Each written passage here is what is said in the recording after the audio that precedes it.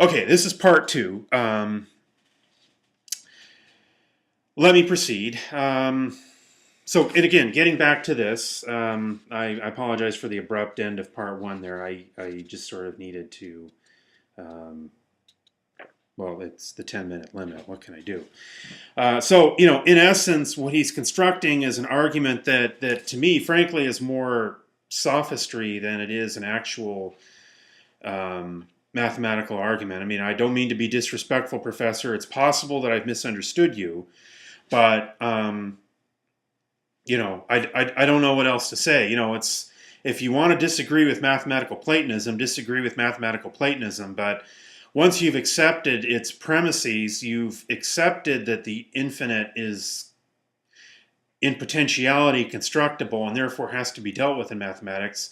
And then you've allowed for Cantor's argument, where if you have an infinite set that corresponds to n, your set that corresponds to R is uncountable with respect to it. Okay, and infinite simply means not finite. All right, so right away in ordinary mathematics, we can write 1 as 0.9999999 forever. Okay, we can write 8/9 as 0.8888888888888 forever. I mean, it is logically constructible that we can do that. So infinity has an actual use in mathematics, Professor Zenkin. Okay, so right off the bat, you're losing me here unless there's something very abstract that I just don't understand in what you're saying.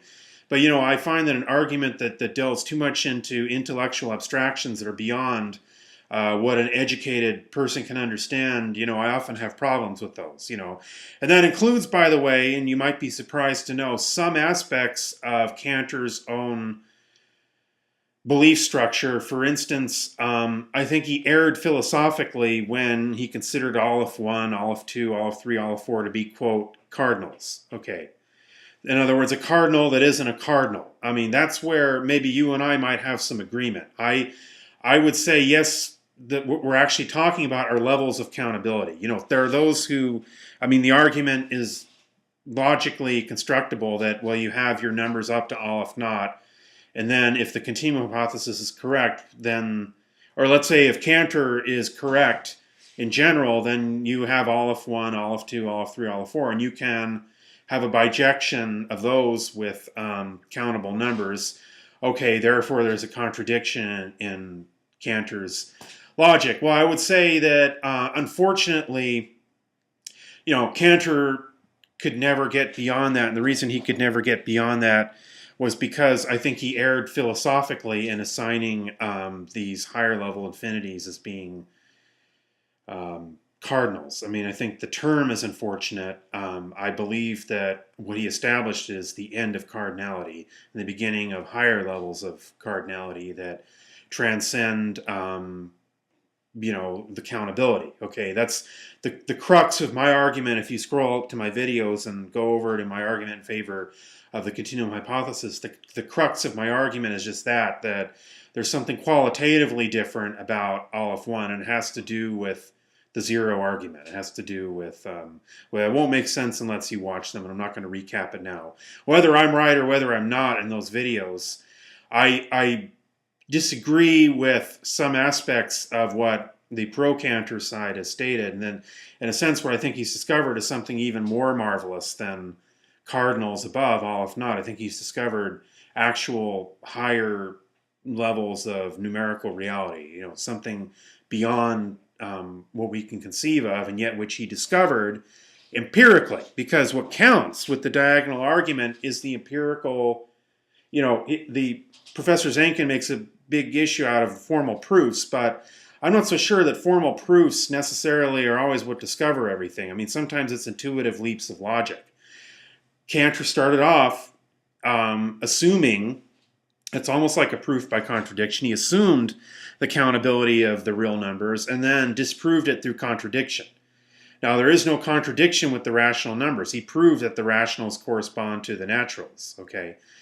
And, but he proved that if you accept the idea of an infinite set of natural numbers, that there is now an infinite set of real numbers that transcends that. And I believe that it's my firm conviction that if you accept any form of mathematical Platonism at all, then you've accepted the idea of infinity. Now, if you don't accept mathematical Platonism, that's a whole other question there, and that's a whole other argument. Anyway, I want to get to the very end of this by also discussing that he claimed to have found a contradiction in the idea of, well, let's say you have real numbers stacked, yada yada yada yada yada yada yada. Okay, and then you applied the diagonal argument to real numbers. He asserted that there was some absurdity in that. Well, the absurdity in that is you cannot have all real numbers.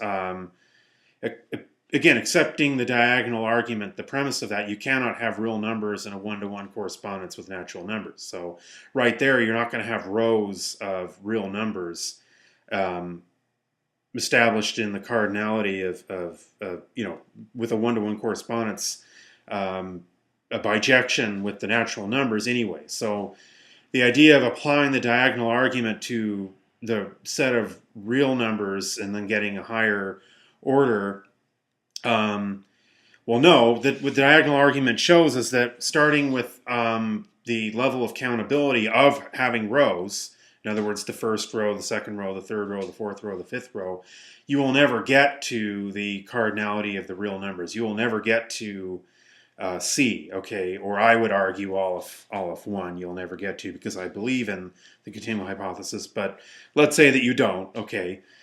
Still, you will never get to C. Now, it's a good question for those of you who accept Cantor but don't believe in the continuum hypothesis. Do you believe that you will that you'll sort of pass through all of 1, all of 2, all of 3, all of 4? I'm a little, it'd be an interesting question, that like one of you to answer that. Maybe it's been answered and I'm just not aware of it. But the bottom line is, the idea that you will somehow arrive, I believe he asserted that you'll arrive at omega. Following Cantor's reasoning that you'll just keep going and going and going with the diagonal argument, you'll arrive at omega. But see, that assumes omega can be arrived at with a method that corresponds to the natural numbers. Okay, so right off the bat, I would say that it's problematic what he's saying. What I can't address all of his arguments. I mean, he has it's a very long paper, and I would suggest that you read it, and I'm not going to address all of his arguments. But right off the bat, he's thrown me with the whole hyperreal issue, and he's thrown me with the potentiality-actuality issue, because I believe the whole duality there is problematic.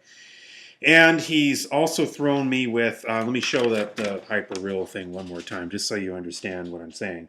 That the idea of rearranging the orders of numbers, well, that's treating the order of numbers as something nominal and not as cardinal or ordinal. And that doesn't make sense mathematically. Okay. And finally, he loses me most of all on the idea of and by the way, a diagonal argument in a modified form could apply to hyperreal numbers. Okay, so anyway, and then he loses me with the whole idea that, well, you could, if you follow the logic of the diagonal argument, that you'll get all the way up to omega. Now that is clearly refuted by what Cantor showed. Okay, so right off the bat, Professor Zenkin, I say this with all due respect, it's entirely possible that if I studied this further, I would agree with your argument, but as it is, I have to stick with what's tried and true, and what's tried and true is Cantor. The reason that Cantor's argument triumphed and these other mathematicians you cite, their arguments didn't triumph, is very simple, and that is Cantor was right. Okay? Arguing from authority, arguing from Poincaré, arguing from, Kronecker, arguing from, I don't know how to pronounce these names that well. We Americans are terrible with accents. But arguing from Aristotle, well, that's medieval. We argue from empirical evidence. As far as formal proofs, well, that we might be dealing with realities that transcend formal logic. But that doesn't mean that they transcend empirical discovery or logic itself. Anyways, signing off. Thank you.